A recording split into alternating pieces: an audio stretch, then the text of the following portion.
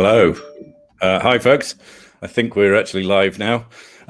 So welcome to episode 4 of the Jump the Shark podcast. I'm Matt Jarvis, and today I'm flying solo without my regular co-host, who's unfortunately can't be with us this evening. But I am joined by today's extra special guest, Cheryl Hung, Director of Ecosystem at the Cloud Native Computing Foundation. So Cheryl, thank you very much for being with us today. I haven't done all the talking and the pressing of the buttons at the same time since the first episode that we did, so it may all go horribly wrong. So last time we saw each other in person was, I think, in Brussels back in February at FOSDEM, right?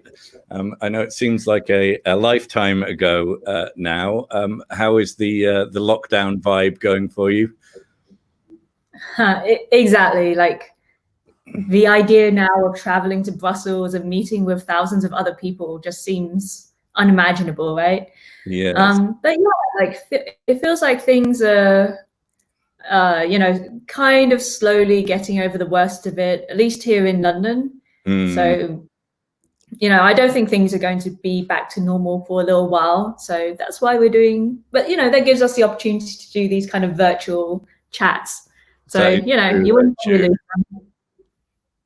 So, I mean, we've seen a ton of virtual events happen since this coronavirus thing started. Have you spoken at many of them? Quite a few of them. I think everybody's working out the best way to run these virtual events, like how to try and get a bit of engagement with people and not make it seem like it's just a talk a webinar that you're sitting and listening to. So I think people are quite forgiving. Everyone's trying to work it out, but it's definitely different. It's something that I love doing. I love public speaking and being in front of an audience.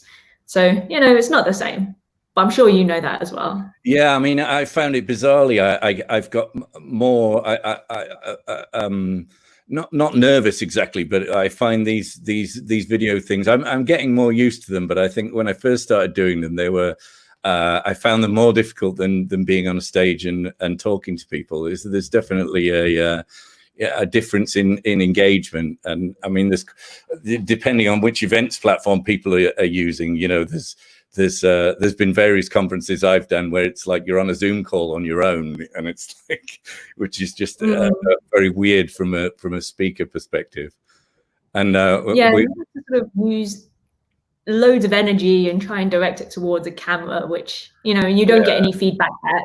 Yeah, you can't harder, Zoom and see if things are landing or not. So it's harder, but it's a skill. Funnily enough, I've developed more respect for live streamers and like YouTube influencers who just kind of sit there and talk comfortably and slowly and relax, like in a really relaxed way, but they can do that for half an hour or an hour at a stretch. Like, it's a skill. Yeah, absolutely. I mean, I think we've talked on this show before about learning lessons from that YouTube generation. I mean, I never really envisaged that I would end up doing streams on YouTube, right? That wasn't where I started on this journey. But I've definitely found a lot of respect for folks who do this all the time. And I think there's lots of us in the DevRel community who've taken a lot of lessons from on what kit to buy and how to set up lighting and things from folks who do YouTube streaming all the time. Yeah, very much so. So outside the day job, you also organize Cloud Native London, which is one of the biggest, if not, is it the biggest in the world in terms of member numbers? In the cloud native space, it kind of depends on how you measure it. I consider it one of the most active because I run meetups every month and usually get a couple of hundred people, anywhere up to, I think the biggest one was definitely over 300 people. So, but we kind of have sustained that over the last couple of years. So yeah, and I guess you have very big member numbers on Meetup from just being around a long time, like gets you a lot of folks. So how have your virtual events been going? Obviously, it's a little bit different. There's a lot more tech AV setup to manage, but there's been some positives to it as well. So, for example, one of the things that I always wanted to do and never had time to do it before was to set up a live polling where you ask the audience questions and they can do things on their phone and see the results update live as they come in. And now that we've switched to virtual events, that's a really natural thing to do. So I ask people, where are you right now? And people join from all over the place. Like last time we had people from San Francisco and Taiwan and Germany and everywhere. Like that's awesome to see. And then you get some nice spontaneous things as well. So the one that I ran just last week, at the beginning of the meetup, I said there was a little bit of quiet, before it kicks off. So I was saying, hey, maybe we should have some music, but then you have to listen to my choice of music, right? And someone piped up and said, I've got a guitar, like I could play something. I was like, seriously, like if you want to play, that would be awesome and you should definitely do it. So I was like, yeah, we've got a 20-minute break in the middle. And he got out his acoustic guitar and an electric guitar and then just played music for us in the middle of this. Like it could go horribly wrong. Could do, but I think so he was a good guitar player. Then I take it. I mean, like it was a bit spontaneous, right? He obviously, hadn't sat and prepared a 20-minute set, but that also, added to some of the casual feel of it. People were making requests like, hey, do you have any Metallica? Hey, do you have any, AC/DC? And he would just be like, yeah, I know this, or no, like I don't play their music because I'm really bad at it. So it felt much more like a, just like friends hanging around and chilling rather than. That's pretty brave of people to get up there and do that stuff, right? I think they did music at Software Circus. So you weren't there for the actual event for Software Circus, where I think you had a conflict and did a pre-record. But I think they had some musical interludes there, as well as a whole bunch of other stuff like a gaming tournament and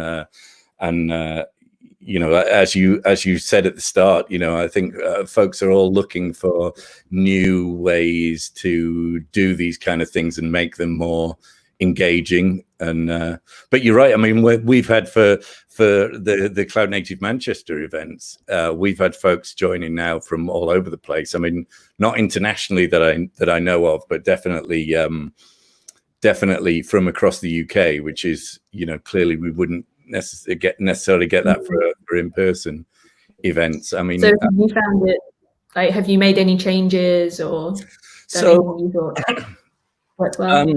We've done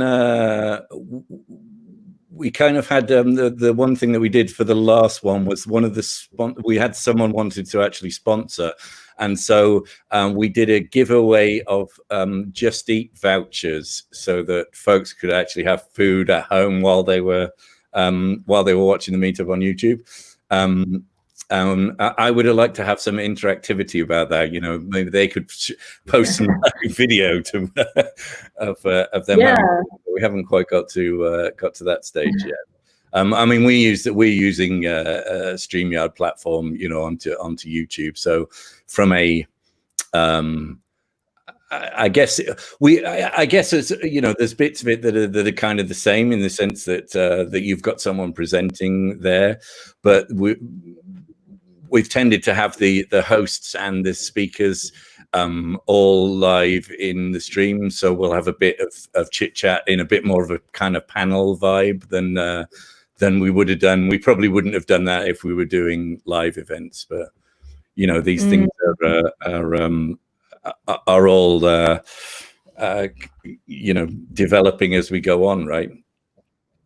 Yeah, exactly. Like this is an opportunity to try lots of different things, see what works. If something doesn't work, it's not a big deal.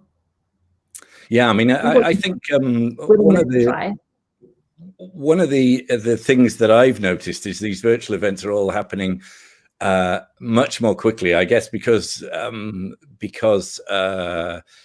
there isn't as much to prepare for in terms of the organization of an event. So the CFPs and things have just all been crazy fast, you know, like there's a CFP 1 week and then the event's the next week, which is like, you know, we're not used to that, right? We used to have like having CFPs like 6 months before. So you get plenty of time to think about them. I think I've been busier, I think, from a speaking perspective. I mean, this week I've got like 6 virtual events, which is just nuts. You know, you wouldn't do 6 conferences in a week. No, God, no. I mean, I hope that you're staying, you know, sane. Not, yeah, just not, you know, taking on as much as you want to do. Yeah. Rather than just. I mean, I guess that's one of the things that impacts on everybody, right? From this working from home bit, isn't it? You know, there's a lot of folks have talked about this from across the whole of the tech industry that, you know, it tends to have this effect on making people drive themselves more if you're remote, because, you know, you don't seem as visible.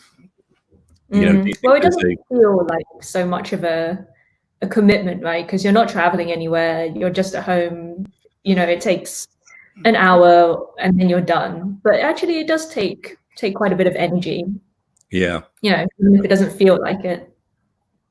So, I mean, the air travel bit is kind of interesting, isn't it? You know, this whole lack of air travel from the environmental perspective has been, you know, probably pretty good for the planet, not having folks like us traversing the globe all the time. I mean, you know, I think I was flying 50,000+ miles a year, and I guess you're probably doing the same, if not more. Do you think people will want to do that kind of travel again? You know, do you want to do that level of travel again? It's a really good question, because you're absolutely right. Like, environmentally, the cost is horrendous. You know, it's super wasteful. You go to a ton of places and you don't even spend any real time there. You know, you spend 2 days and then you fly somewhere else. But at the same time, you know, it is quite enjoyable to travel. You know, maybe in the future we'll have more of a mix of in-person and virtual events online, but I don't think they will go away forever, because I think people really do enjoy getting on a plane and going somewhere different and having a change of environment. Like, I'm used to working from home now. I've worked from home at the Cncf for 2 years, but I would usually travel at least every 2 weeks or 3 weeks. Yeah, same here. The whole time. So for me, this is also a little bit. It's been a bit of a change of pace. You know, like before, you know, you could work for 2 weeks and then know that you had somewhere else to go. Whereas, now it's been 10 weeks, 12 weeks. I think mid-March. I think it is 12 weeks to this week. Yeah, I mean, I've been saying, you know, I've always enjoyed going to new places and try to have like a day especially on a bigger trip to sightsee and things like that. But I've missed that bit definitely. But I can't say I'm looking forward to airports or airplanes at the minute. But hopefully these things will pass. Where would you want to go if you? Sorry? Where would you want to go? I don't know. I mean, you know, I was looking forward to Amsterdam. It's been quite a long time since I've been to Amsterdam, and you know, great food, great wine, and you know, all around really nice place. But let's hope we can travel again for Boston, because I was at the last OpenStack Summit in Boston 3 years ago, I think, and that was the first time I'd been to Boston. So I really enjoyed it there, and I'd like to go and get across to MIT as well if we do end up in Boston. I love Boston. It's probably one of my favorite US cities.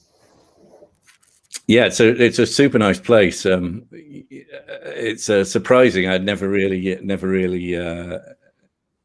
considered what it might be like before. I mean, I guess that's the one of the things that's nice about going to tech conferences, isn't it? You do get to go to places that you probably wouldn't necessarily have gone to on holiday, but then you kind of go somewhere and you're like, wow, this place is super nice. It's true. Like, you do get to see a lot in that.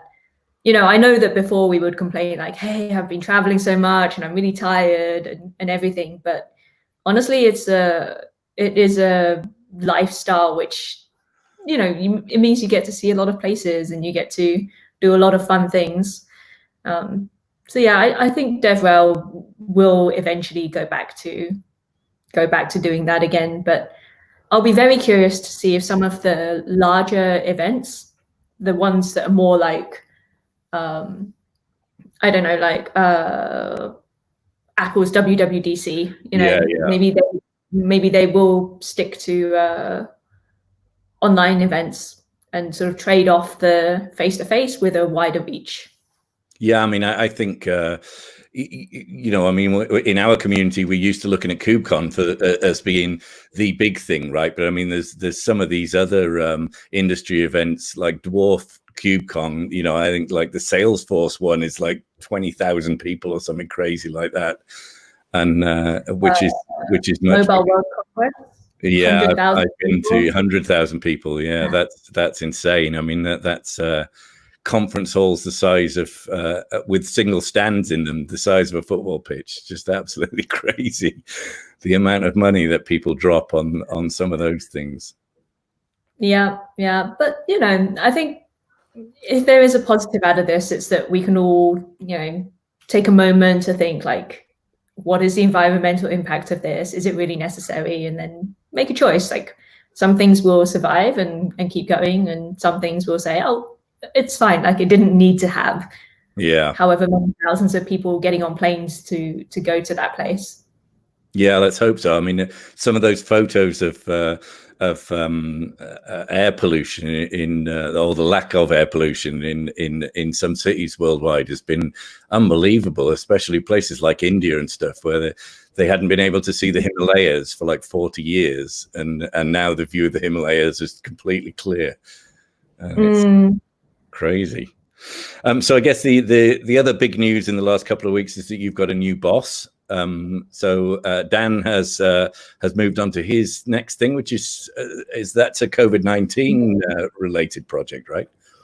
Yeah, it's LF Public Health, I believe it's called. So it's a new foundation, and initially the focus is on the Google Apple API that they released for Bluetooth contact tracing. Yeah. So it is COVID-19 related, but the idea is that in the future it will be more than just COVID-19. But I did tell him when he told me, or when he announced like he was going to work on this, like, hey Dan, you're going to save us all from COVID-19, right? So yeah, it's quite a big change, and I really hope that he is obviously successful in what he wants to do. But it makes a lot of sense as well, because a lot of public health authorities don't have the technology and the developer skills to necessarily build all of this stuff from scratch. So having an open community build some base level of how to use this Google Apple Bluetooth API, and then each public health authority can share that code. That makes a lot of sense. Yeah, absolutely. Sorry, go on. Sorry, no. Yeah. I was just going to say it's been fantastic to see actually how the open source mindset has kind of taken on some of this stuff. I mean, I've been following the open tech response stuff. That's a very big Slack community now that for open source, both data analysis and open source hardware stuff, and that's been worldwide. It's been quite amazing to see, really. I'm perhaps a bit I don't know, evangelical about this, but I really think open source, everything's trending towards open source and doing things openly, putting code on GitHub. I think it's just a trend, but it's going to be, I think it's here to stay. And I think that's a positive. Yeah, absolutely. Priyanka Sharma has just started as your boss, as general manager. So how's that been for you? I guess you know Priyanka anyway, right? She's very well known in the community. Yeah, we'd met several times before, probably at KubeCons. I like Priyanka a lot. Like, I consider her a friend, but she does amazing things for the community. She knows a lot of people. A lot of people have a lot of respect for her as well. So I think that she's kind of in the right place in the community to take on this role, because there's not that many people in the world who could really take on it's a the pretty role unique of job, general really, manager. right? Yeah. Very, very unique. So I'm incredibly happy that she's joining CNCF, or she has joined CNCF. Today is her second week, the first day of her second week. She's got so much energy. She's got so many great ideas. I think that she's not, her priority is not to throw everything away and start again from scratch, right? CNCF has been enormously successful, and there are many things that we just want them to keep rolling because they're doing great. But at the same time, obviously, a new GM means that things will be slightly different, and I consider that a good thing. I consider that a maturing of the foundation and of the community. Yeah, absolutely. I mean, we'll talk a bit more about the CNCF later on in the show. I think it was. I think it's very telling the amount of press that got. I think I don't remember there being that much press the last time the overall Linux Foundation, hierarchy changed. So I think it says something about how influential in the technology world the CNCF is these days. That was wall to wall on every news outlet on the internet for several days. Since we are kind of talking about the news, I'm going to use that as a little segue into our regular cloud native news section, and I get to play one of our stings again here.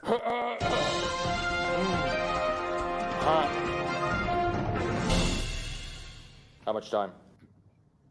So you can see we're super professional. We've got all the effects and everything going on. So what are we going to talk about first? Cheryl, what have you seen in the world of cloud native news in the last couple of weeks that's been interesting? As you said already, we talked about, I have a new boss, so that's quite interesting. I think that one of the things that CNCF publishes is these projects reports. And if you ever sort of wonder, how does CNCF see the projects, then this is actually a good way to go and look at them. So we've published, I think, a handful, maybe 3 or 4 so far. And about a week or 2 ago, the Helm project journey report came out. So this is a bunch of different statistics about how Helm has grown from, a fairly small open source project to becoming the default package manager for Kubernetes. And in fact, Helm is one of the oldest projects within CNCF. It was introduced at the very first KubeCon. So it's awesome to see that it's graduated recently. And if you scroll down on that page, you will see lots of different interesting numbers about where are the different people who contribute to it, where they're coming from, what companies they're at. It's really just a reflection of the community. Yeah, I mean, there's some pretty impressive numbers there, right? I mean, nearly 14,000 individual contributors. I mean, that's a huge open source project once you get up into those kind of contribution numbers. Yeah, I mean, I read this before we went on air. It's super interesting. So, I mean, Helm graduated last week, the week before last, something like that. Something like that. So, I mean, I think that's interesting in itself, and it's great to see these projects kind of move through the system. I mean, that must give you folks at the CNCF, proof points that the systems work, right?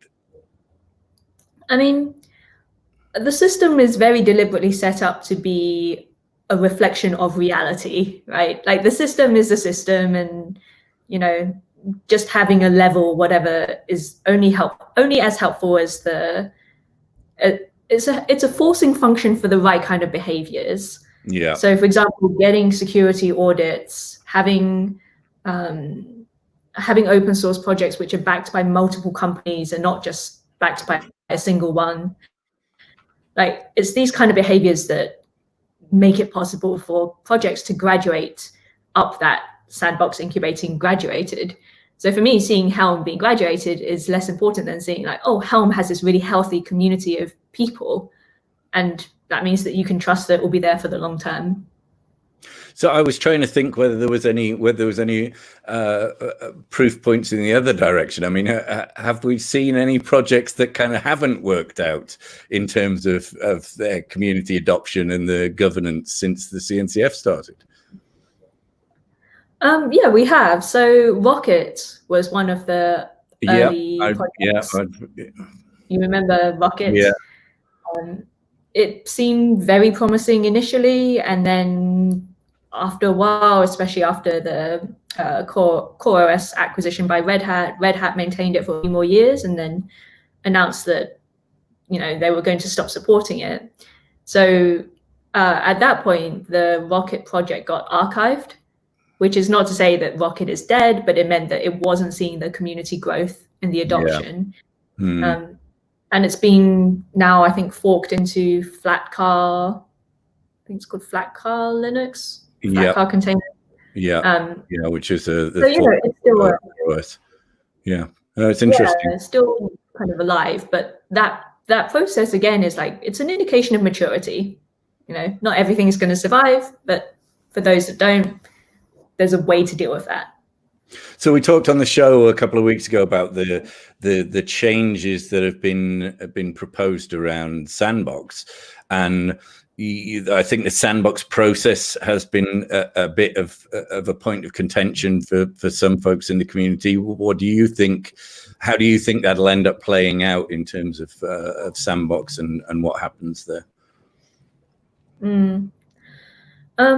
I mean, my philosophy on this, as I've said before, is that it has to be valuable. It has to be realistic. So adding in,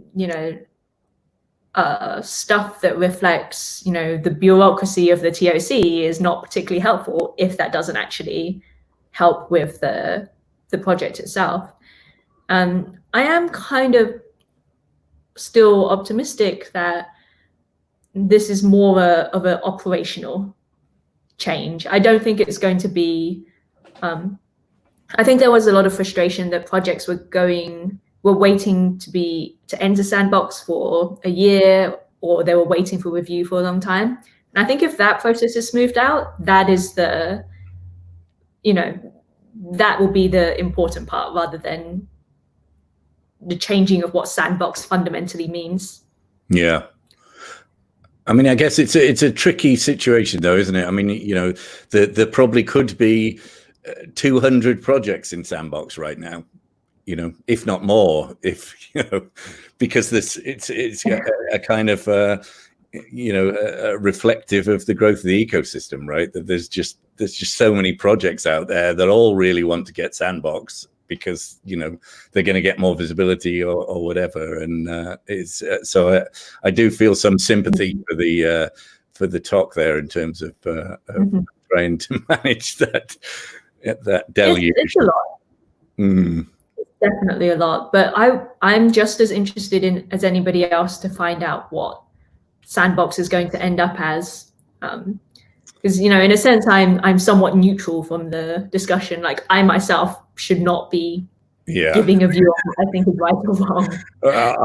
I'll stop poking you about that. I don't mean to say that I can't discuss at all, but no, that makes sense. So what else were we going to talk about? KubeCon Boston CFP, you wanted to touch on that? Yeah. So in fact, since I mentioned this. This is like a sneak preview because it's not officially announced yet, but the CFP might be extending for a little bit longer because the original news for me, because I haven't done my submission yet. Should get on it. I mean, the original deadline was this Friday, but as you said, like people are no longer submitting CFP 6 months in advance. So although the website still officially says it closes on Friday, we may be extending that for a little bit. But still, I really do recommend that you submit a talk, and feel free to reach out to me on Twitter or whatever if you need some help with like, how do I write this talk and how do I put together a good abstract? Or maybe Matt, like, do you have any suggestions for people or advice for people who are writing a Well, I've literally never managed to get a KubeCon talk accepted, so I'm probably not the person to ask. But you've done a few, right? Like, you've seen the process. Yeah, I've submitted many KubeCon talks, but yes, I mean, that's one of the things in my role at D2IQ is to try and help people who do want to submit talks on how to do it. But yeah, KubeCon's so competitive now, right? In terms of the number of talks that get submitted for it, it's pretty difficult. It is a pretty intense process. I think one thing that separates, I think one thing that I've seen that people don't do well. So I've been on both sides of this. I've both spoken at KubeCon and been on the program committee for it. And so I see a lot of talk submissions, and some people don't do a great job of the title reflecting the abstract. So they put a ton of effort into the abstract, and then their title sounds very generic and uninteresting. So you have to think, if someone has 30 seconds to read it and they read something like, beyond security, and that's the title. You've got to give it, really, haven't you? There's actually, I think Chris Nova did a really good blog post about this, if I remember, about how to write a good CFP, and she did a great job of describing that whole thing about come up with a story, take someone on a journey, and have a good hook line. It is definitely kind of like writing anything, basically, isn't it? It's it's pretty tough. I feel for the program committee. I was on the program committee for OpenStack summits when the whole OpenStack thing was really booming, and thousands of submissions, and the KubeCon ones are another level up from that. So yeah, it's definitely a tough process. I'm very grateful to all of the people who put so much time into reviewing these talks. Those take a lot of time. So that's a lot of the ambassadors are involved in that now, right? In the talk, reviewing submissions and stuff like that. Yeah, a lot of the ambassadors and people who've previously spoken at KubeCon. Cool. So KubeCon Amsterdam will be the first virtual event that the Cncf has done, right? And likely one of the biggest in our community. How much work has that been behind the scenes to make that happen? Insane amounts of work. I mean, just the kind of effort needed to sort of steer the direction of such a massive ship into a new direction is pretty immense. So I think that I think it will be, it's definitely not going to be just a webinar series, because I've been to enough of these live events where it's just a webinar, and it's okay, but it's not an event. So I am quite excited to see how KubeCon comes out. I think it's going to be really fun. I think it's going to be just, stay tuned or come to the event itself and find out. Yeah, I'm looking forward to it. I mean, are you still hoping Boston will be in person, or do you think Boston might end up being virtual as well? So we're kind of simultaneously planning for both an in-person and a virtual event for Boston. Yeah, that's got to be tough to have to do both. Yeah. I mean,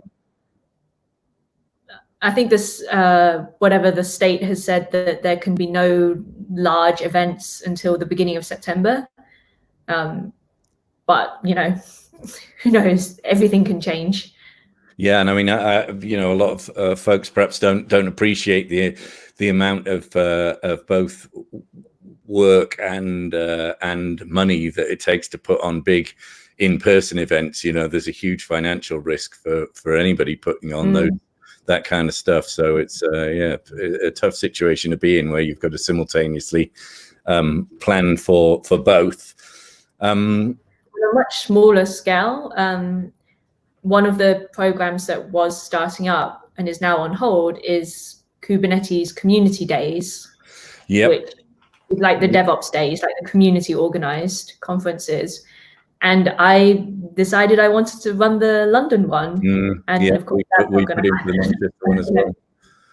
Yeah, it's just not going to happen. I originally planned for September. It was like, no way it's going to happen. So now that's going to have to move, and we have to renegotiate contracts and deal with all the penalties. And like, there is a lot of risk and a lot of especially when for community events like that, where they're not necessarily, they don't have a company behind them, right? You know, I mean, those Kubernetes community days are all just folks like us in our without our work hat on, you know, putting those things on.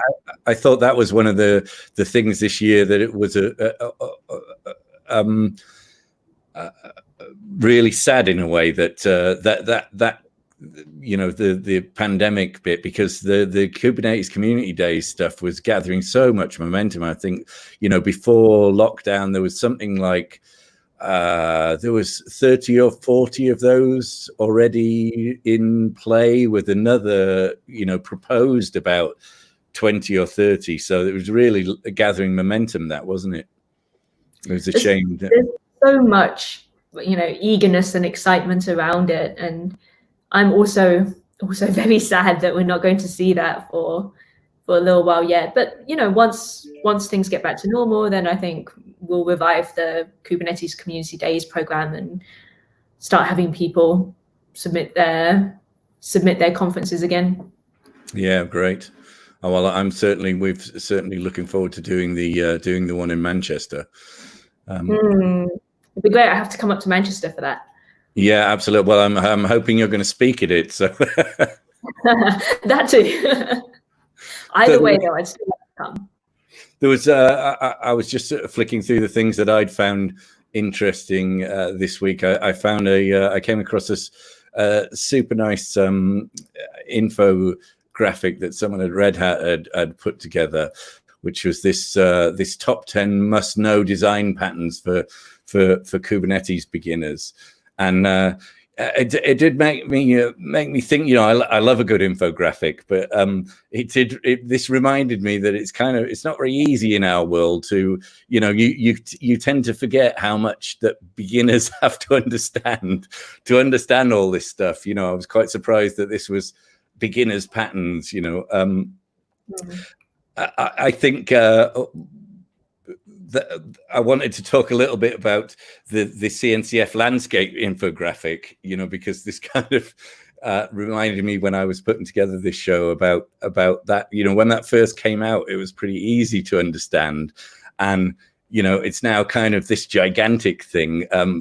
Has that infographic passed its moment as a way of understanding the cloud native landscape, do you think?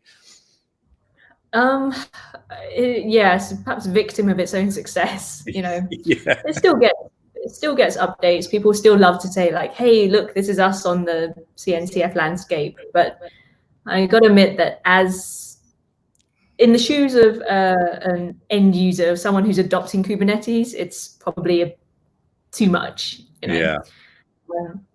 I've got some things happening. Very soon, which I'm not going to talk about yet, but launching very soon, which are going to be a slightly easier way to understand what's happening in the world of cloud native. So you keep an eye out for it. Cool. I'll look forward to it. So I guess we should move on to the important bit about this show and talk a bit about you. One of the things I always like to ask people when we get them on the show is to start with kind of how did you get into this cloud native thing? You know, where did it all start for you?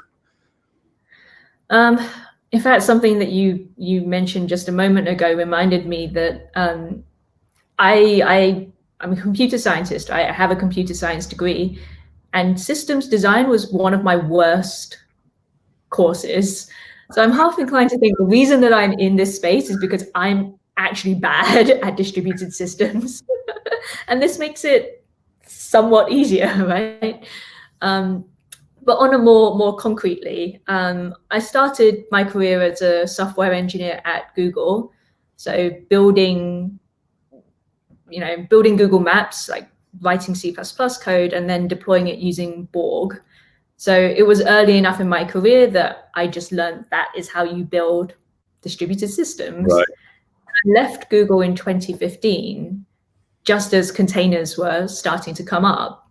So when I left, I was a bit, I was a bit shocked, to be honest. I was a bit like, why do you care about individual servers?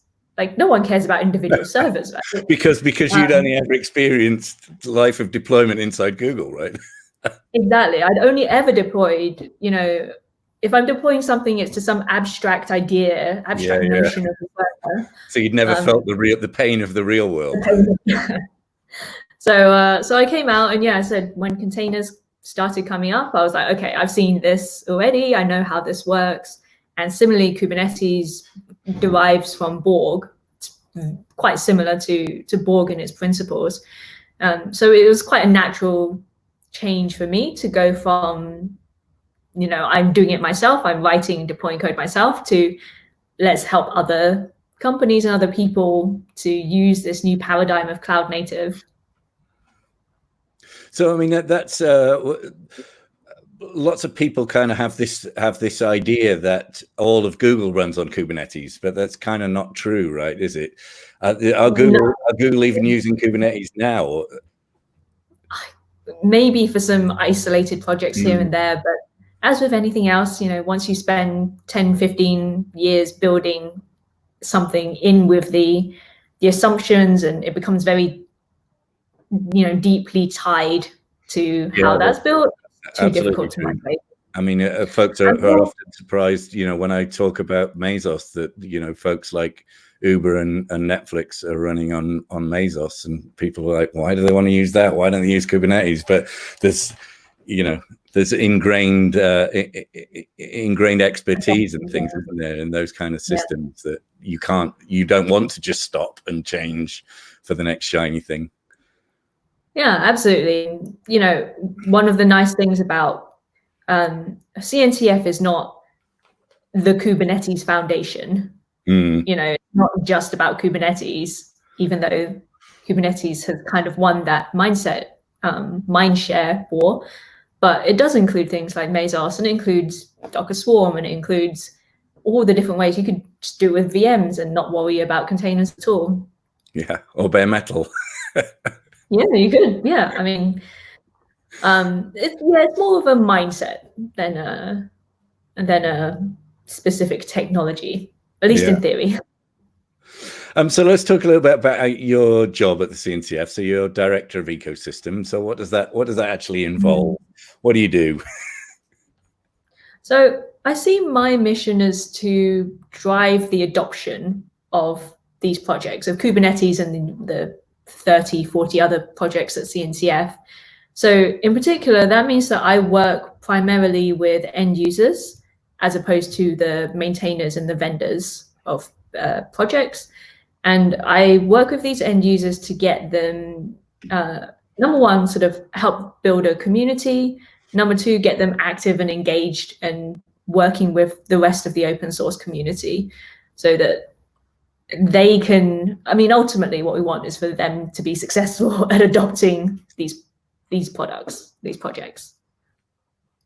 So does that mean that you spend you spend time with the individual community kind of teams within those projects? Do you have quite close connections with folks like community managers for the bigger projects? I would say that I'm less close to individual projects and closer to the end user community as a whole, which tend to flip from project to project because, they don't focus on one at a time. So the end user community within CNCF is about 145 companies. I think it was about 60 when I started. So that has also grown alongside the rest of CNCF. And these 140 companies, a lot of it's kept private for good reason, which is that a lot of them don't have PR and legal approval to talk publicly about what they're doing.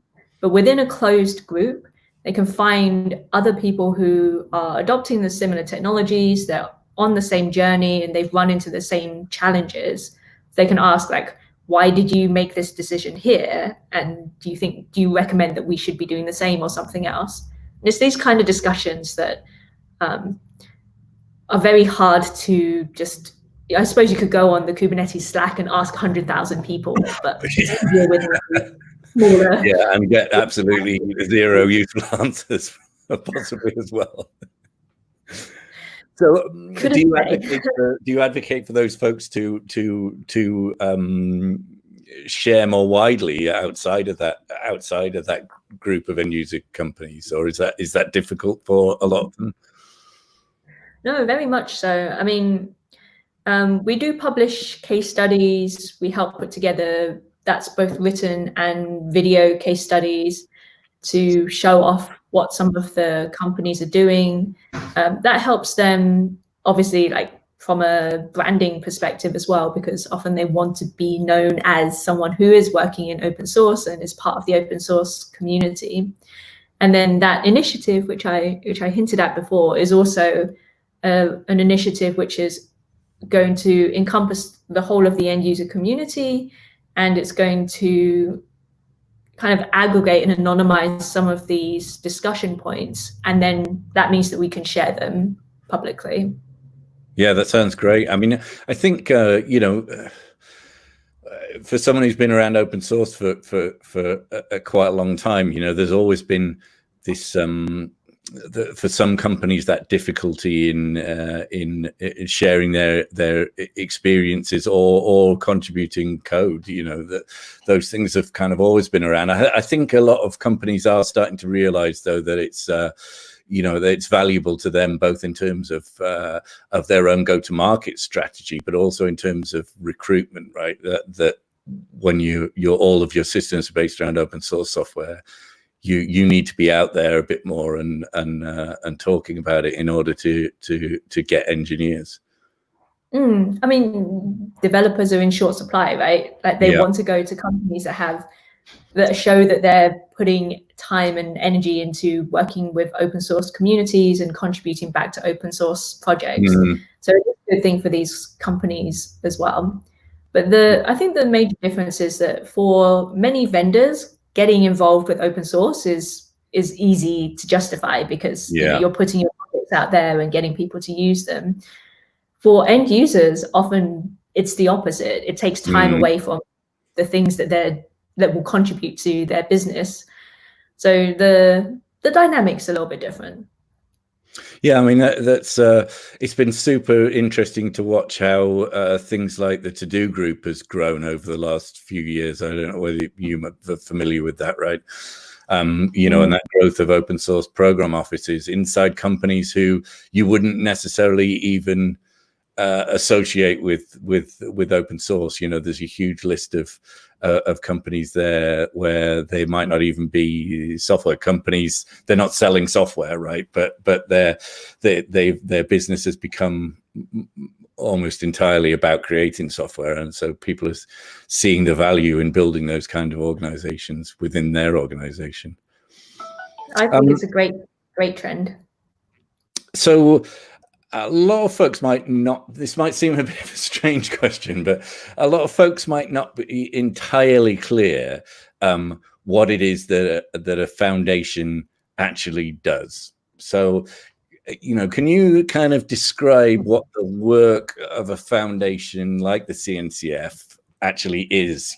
Aside from putting on great big conferences, there's obviously a huge amount of other stuff that goes on there that's probably maybe quite invisible to a lot of folks in the community. I mean, I think I tend to describe it a little bit flippantly as CNCF does things, or an open source foundation does things that developers don't want to do themselves. So developers usually do not want to set up a company to hold trademarks and be lawyers and use of the trademarks. Yeah. Most of the time they don't want to actually run conferences and themselves. They don't want to be doing social media and marketing for their open source projects. Quite often they don't want to be writing documentation, so we hire technical writers to improve the documentation around open source projects. I think the overall mission is to make sure that these communities are sustainable. So to make sure that they're not just one person building one thing by themselves, for which they don't get paid and don't get recognition for it. Is to kind of celebrate and build up those communities so that like Linux now is just completely accepted, right? That's a major open source success story, and I think Kubernetes is sort of following in that path. Yeah, absolutely. I mean, I think what you said earlier about the end user communities bit, when you think about that from a fairly large open source project that doesn't have a foundation, that's the kind of work that you can't imagine anybody necessarily doing when your open source project is mainly, or is all just developers, right? That's not the kind of work that anybody's going to be able to do just as an open source developer.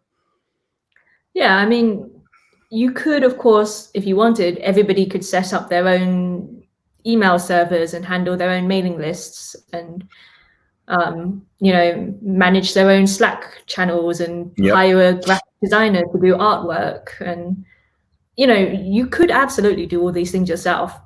But if there is a foundation that will just make all of that happen for you, then, it's kind of a good trade-off. Yeah, absolutely, yeah. I'm biased because I do actually work for a foundation, but there really is a lot of things that happen behind the scenes that are not obvious from the outside. So where this is again is a pretty big question, but hopefully might trigger some interesting thoughts. Where do you see the whole cloud native thing going? Do you think there is a next thing? People like Kelsey talk a lot about this not being the end, and Kubernetes and cloud native is still a too low level and abstraction for most people. What do you think? Where do you think we're going on this journey? I don't. I think it's just in a different phase of life now. Like Kubernetes is much more widely accepted than it was even 2-3 years ago, and that means that opens up space for other projects like these sandbox projects that we were talking about before to be where all the fast moving changes are going to be. And in fact, the Helm blog post about the graduation also they mentioned this, like Helm, you used to be able to push a feature in a day and do a release in a week, and now it takes weeks or months to get PRs through. But that's just the indication of maturity of the project and of the people. So I think that Kubernetes is going to be around for the long term. I think that just like Linux, it's going to be completely stable and accepted as the way to do things. And I think people like Kelsey Hightower, probably for him, it is all old hat, right? He's been there from the beginning. He drove a lot of that early growth. And from where I sit, from the end user adopter side, there are so many teams, companies, orgs, developers out there who have no idea how to do any of this. They are I mean, I see them as well. People who are right at the start of this journey and just they don't get any of it yet. Yeah, exactly. Like there's a huge way to go just for, the average, in big inverted quotes, the average developer. So I really think that there is still tons of space to grow.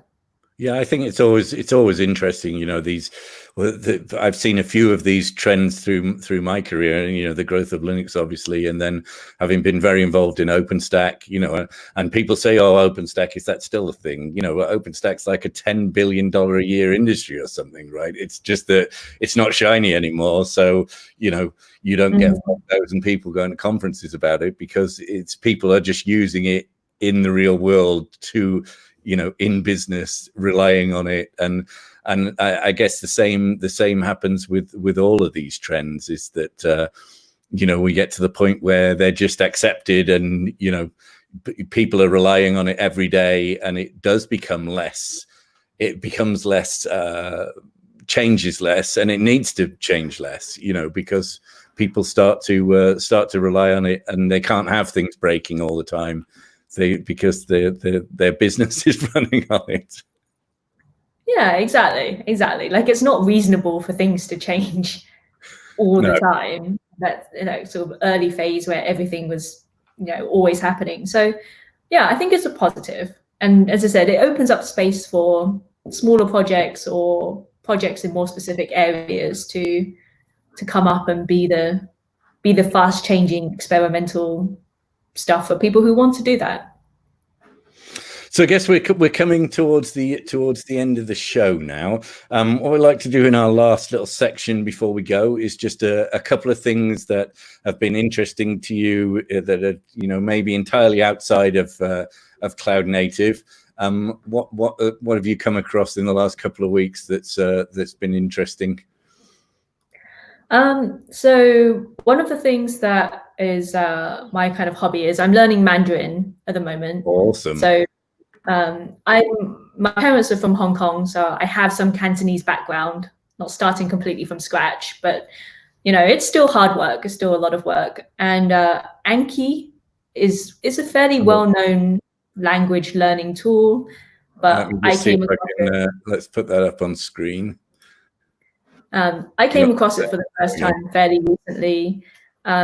It's not just language learning, to be fair. It's used by students of lots of different things, but it's open source, which obviously I like. And it's kind of janky. It's a slightly 90s open source thing, but in terms of my Mandarin progress, it's been awesome. So if you are learning a language and you're not yet using it, I recommend. Are you saying all open source software from the 90s is janky now? Well, it's got that controversial. Yeah. It's very good at what it does, very powerful, but you have to sort of understand the data model behind it to sort of link up the tables in the right way, and you work around the tool. It doesn't work around you. Oh, that sounds interesting. I'll check it out. It's a lot of fun. And anything else that was cool this week or in the last couple of weeks? Yeah, so topically, there is a really great board game called Pandemic. Last year, I played through the Pandemic Legacy version, which is a 12-month long thing. You do one game every month. And this year, or end of last year, it came out with something called Pandemic Rapid Response. So it's a little bit more, I don't know, it hits a little bit harder, I think, when you're actually in the middle of a global pandemic. But it is a fun game. I really love cooperative games.